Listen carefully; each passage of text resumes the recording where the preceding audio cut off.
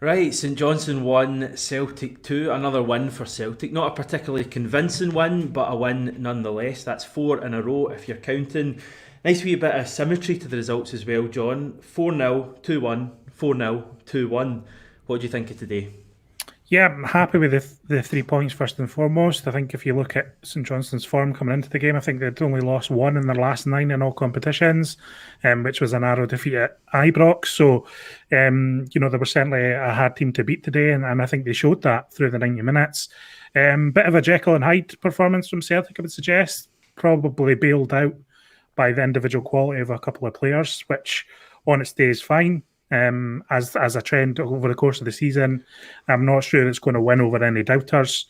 But there's a few things to pick up on here. Is this a team that's winning in spite of the manager for you? I mean, perhaps some people will be saying that. Some people would also reckon that's a little bit harsh. I wasn't particularly happy with the team selection today, but ultimately, the combination that was most contentious, i.e., Christie and Edward, was the combination that won the game, and so you can't criticise it too much. I would suggest those were the players who came up with the quality in the end. And I think Christie, in particular, when I'm talking about Jekyll and Hyde, talking about him because kind of that summed up his entire Celtic season, that 90 minutes today. Some good performances, some good aspects of his play, certainly the assist for the goal and then the dummy for the second. But then the same frustration, poor set pieces, poor shots from distance, poor decision making. I looked up Hamish, and no player in the Scottish Premiership has taken more shots from outside the box than Ryan Christie this season. He's only got 4 league goals, and none of them came from outside of the box. So it's not the best use of his time, and I want him to hammer that out of his game. But ultimately, his quality shone through at the end of the day. At least the shots weren't going 20 yards over the bar today. They were just trickling into the arms of the goalkeeper. He did obviously have a say in the result, in the second goal especially, a lovely wee dummy. But for me, it's still not good enough to still see Ryan Christie starting up front in February. This is something we were doing back in September and it wasn't working. And despite Christie having some sort of a say in the game today, some sort of a say, I don't think you could say that front pairing worked at all. And when we've got a Yeti and we've got Klamala and Griffiths, I think all sitting on the bench, all players who you would like to think would be at the club next season and have some sort of a future. I cannot get my head around why Ryan Christie is still starting up front. Neil Lennon, he just doesn't help himself from my point of view with his team selection. I'm past the stage of getting too agitated about the team when it comes out at 2:45 or 11:45 or whatever it was today, because there's always one or two parts of it that you just tear your hair out, and I've been doing it for months. I'm kind of immune to that now. But he just doesn't help himself when you see Ryan Christie starting up front for me. I take your point that Christie had a say in the game, but could Christie have had that same say playing a little bit deeper in his normal position? I mean, we started with 4 centre mids in the team today, plus Tom Rogic. There's just no Yeah, width there at all. but both of Ryan Christie's contributions to the goals came from inside the box, so I would argue that him playing a little bit more advanced did eventually lead to the breakthrough.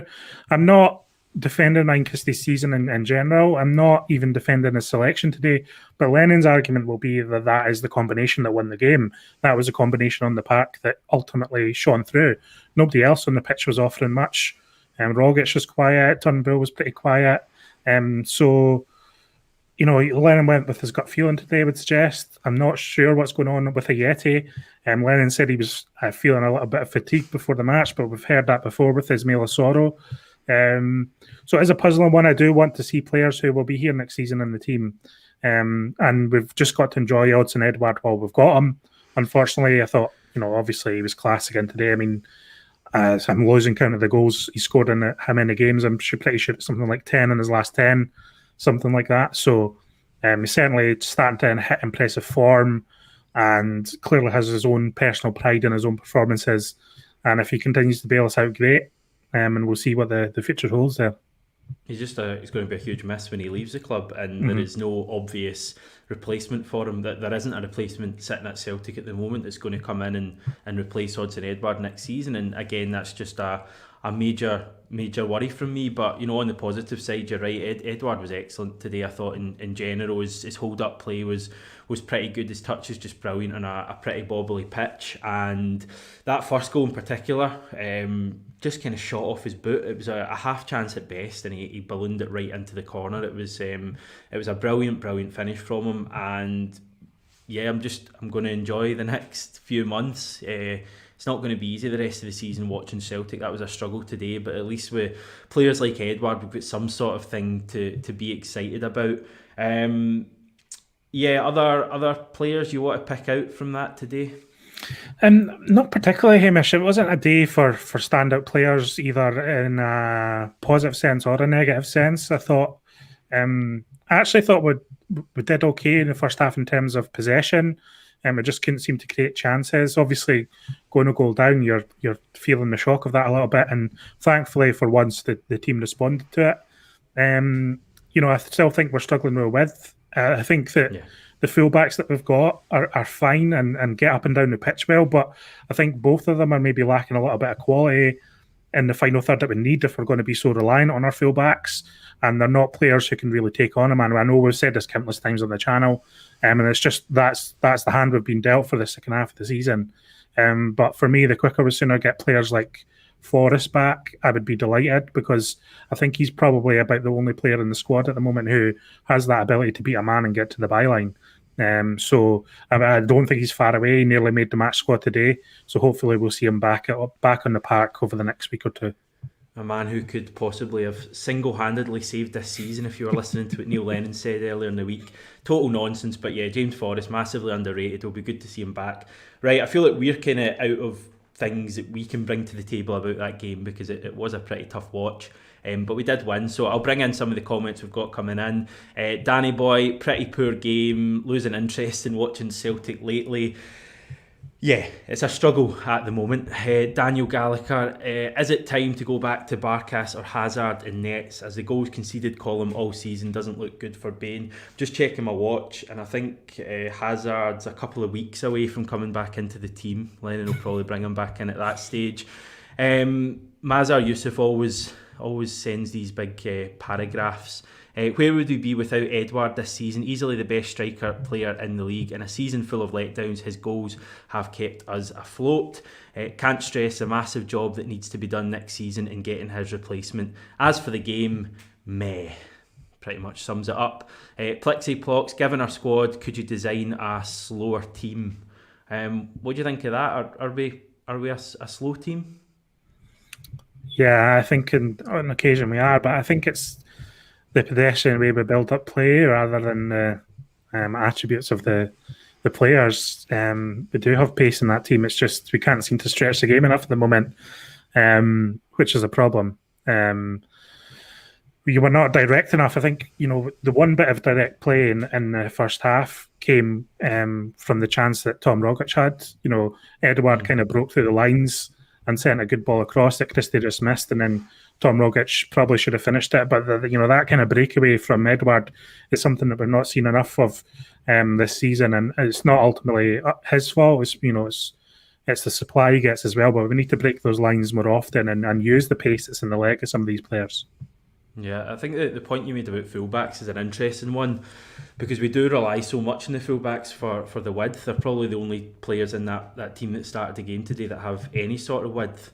And I think Greg Taylor is a competent fullback who's pretty good defensively, and I think he can cross balls as well, but he's not the guy who's going to be skinning players, taking it to the byline and cutting it across. And I don't think John Joe Kenny is that kind of player either. He strikes me as this might sound quite a kind of tough term to use, but quite a rugged fullback. Like, he'll get himself about and he'll give you his all, but I'm not really convinced he has a great deal of quality going forward. But it does just feel like sticking plasters at the moment with John Joe Kenny, and to a lesser extent Greg Taylor as well. But I suppose you could say that for the whole team. I mean, what do we think about Scott Brown now just being a regular in this Celtic team? Because it kind of came out of nowhere, but you get the impression that Neil Lennon couldn't wait to get Brown back in instead of Sorrow. I don't think Brown's been particularly poor over the piece. of the 4 games that he's played since he came back into the team. But we've said it again, the argument is that there's no point in playing him at the moment because we've got players on the bench and in that squad, young players who need game time. And Scott Brown's 35 and he's playing 4 games in 2 weeks. That's not ideal for me. But, Neil Lennon's got his reasons and he's going to do that and ride that until the end, I think, unfortunately. I know what you mean about Kenny. Some people might take this as an insult. Some people might take it as praise, but he reminds me of Adam Matthews, not just in the way he looks, but just in the way he plays the game, and in terms of he's very functional, but perhaps doesn't have that added bit of quality. But, Adam Matthews did pretty well under Lennon under his first spell, so I could see why he's gone for that type of player. I think there's probably more to come from Kenny, but whether we see that with another loan next season or whether he just goes back to Everton is another thing. I mean, the amount of players that are due to leave Celtic at the end of the season's obscene, and we've got directors of footballs coming in potentially. 2 more we're linked with this week. We've got, Neil Lennon possibly staying or going, so there's a lot of big changes at Celtic on the way, which is exciting, but also a little bit of trepidation there, just given the scale of it. Shall we address the elephant in the room that is kind of on the minds of supporters at the moment then? What's that? Do you think there's any chance of Lennon being kept on next season if we go on a winning run, or has the damage already been done as far as his future is concerned? Yeah, I mean, it's the question every fan wants to know. Now, if you don't know already, I mean, I think the club are planning to update supporters at the very least between now and the end of the season. The Celtic Fans TV channel, I'll just give them a shout. I know they're on this. We're all friends. We're all friends, yeah. Go and watch their stuff, it's good. But Paul at Celtic Fans TV wrote a letter to the club, used as an initiative in January, and got a reply from the chairman basically saying that they're planning to update supporters on this mythical New Year review at the same time as the post-interim results, financial results this coming week. So we might know more about the immediate plans. Long term, there is a scenario I can see where Neil Lennon is the manager. That's not what I want. It's just what Celtic might do. In terms of Peter Lawler's going, up to 10 players are going, possibly more. A new director of football's coming in. If the director of football's wanting to appoint his own man, then does it make sense to say goodbye to Lennon immediately? I could see a scenario where Celtic might think that's too much change and need Neil Lennon as some sort of anchor in there. I don't agree with that. I think Neil Lennon needs to go for Celtic to move on. But I could see their thinking behind that, knowing the way Celtic work and the way Celtic justify things sometimes. And we'll also know that Dermot Desmond is very, very close to Neil Lennon. Otherwise, he would already be gone. So it's a worry, I think. And I think the club need to communicate it as soon as possible. The only thing that might think makes a change is the strength of feeling from the support is so strong against Neil Lennon right now that it would just be such a detrimental blow when it comes to season tickets, and the financials of that could set us back. So the club need to think long and hard. And I mean, it's getting we're heading into late February now.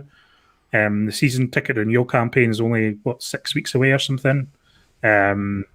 So this is really difficult. The club need to communicate this soon, and hopefully this week's the beginning with that. We'll see what the chairman has to say with these interim results. Yeah, early March it was last year when they put out their season ticket campaign, so it could be a matter of weeks away, although I feel like they might delay it as long as possible. I think they will be, yeah. This year. But yeah, we did a video on channel yesterday about what we want to see from Celtic with regards to next season's season ticket campaign, so check that video out once we're done here. I think this announcement we're going to get, or statement, coupled in with the financial results, I can't see that being anything momentous. I think it's just going to be, maybe a couple of paragraphs saying, that Lennon, they still think Lennon is the right guy in trying circumstances to keep us going for now. I don't see them making any decision between now and the end of the season, unless things were to get absolutely awful. But then again, we've had awful moments this season.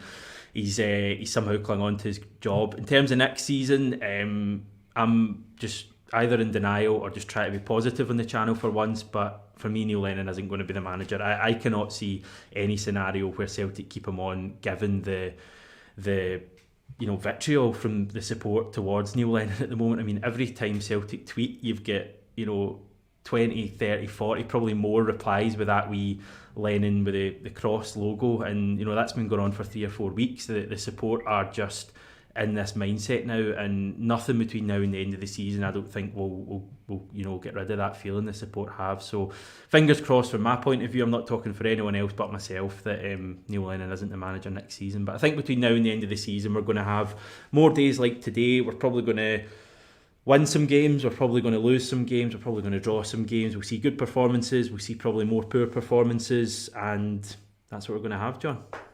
I think that's true. Yeah, I do think that's true. And it's not just online supporters that are against Neil Lennon at the moment. You've got the Green Brigade are against them. The Celtic Trust are not outwardly against Neil Lennon, but certainly calling the future direction of the club into question, including on the pitch matters. And they've got a meeting with the club this week based on a meeting they had at the end of January. So the club are well aware of the strength of feeling against Neil Lennon. I think some people might try to write it off as a Twitter thing or a social media thing, but it's way past that stage now. It's way past this, something that a lot of Celtic supporters are feeling deep inside. He still does have his supporters, of course, given who he is, but the strength of feeling is too much for me as well. I mean, he has to go, basically. Yeah.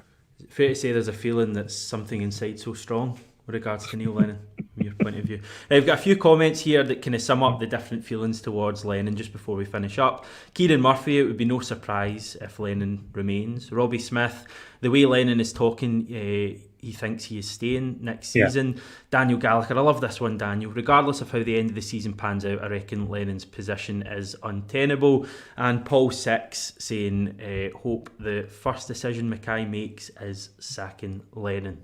So let's see how that one plays out. John, thank you for your time. Cheers. Enjoy the rest of Valentine's Day. Any nice wee plans? Maybe we dinner or something, Hamish. Lovely. Fantastic. Sounds good. To anyone watching this, have a lovely Valentine's Day as well. And I think we're back tomorrow. More content on the channel.